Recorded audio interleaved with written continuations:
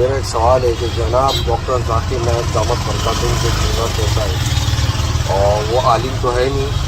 لیکن ان کو سننا کیسا ہے؟ کیونکہ تبلیغ والے کہتے ہیں کہ وہ غیر مقلد ہے اور وہ عالم بھی نہیں ہے، اور وہ جو بولتے بھی ہے اس کی اوتھینٹسٹی کی تحقیق کرنا ضروری ہے کہ وہ اوتھینٹک ہے کہ نہیں، اور وہ جو بولتے ہیں وہ اوتھینٹکٹی اس میں ہے بھی کہ نہیں۔ تو اس بارے میں تھوڑا رہنمائی فرمائے کہ وہ جو بولتے ہیں، وہ دلائل جو وہ دیتے ہیں، وہ اوتھینٹک ہوتے ہیں کہ نہیں۔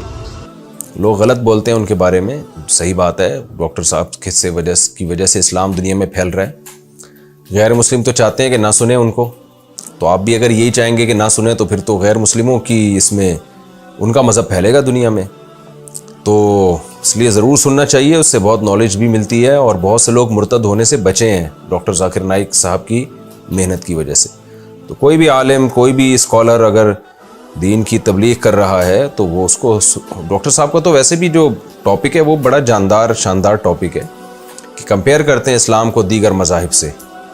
تو اس کے لیے تو عالم ہونا ضروری نہیں ہے، اس کے لیے تو یہ کافی ہے کہ آپ نے دوسرے غیر مسلموں کی کتابیں پڑھی ہوئی ہوں، پھر اسلام کو بھی آپ نے اتنا کم از کم پڑھاؤ کہ آپ تقابل کر سکیں، کمپیئر کر سکیں۔ تو اتنی نالج تو ہے ڈاکٹر صاحب کے پاس، اور اس نالج میں وہ بہت سارے لوگوں سے بہت آگے ہیں۔ باقی مسائل تو ظاہر ہے مفتیان کرام سے پوچھے جاتے ہیں، تو مسائل کی فیلڈ تو ایک الگ فیلڈ ہے، وہ پراپر جب تک کوئی مفتی نہ ہو تو اس کے بغیر پوچھنا ٹھیک نہیں ہے۔ پھر مفتی بھی وہ جو اہل حق ہوں، کوئی بدعتی یا کوئی، آج کل تو پتھر اٹھاؤ ہر آدمی کے نام کے ساتھ مفتی لگا ہوا ہے، تو اتنے ہماری سوسائٹی میں ڈاکٹر انجینئر نہیں ہیں جتنے مفتی مل جائیں گے آپ کو۔ تو مفتی بھی کوئی کسی ریلائبل ادارے سے فارغ ہو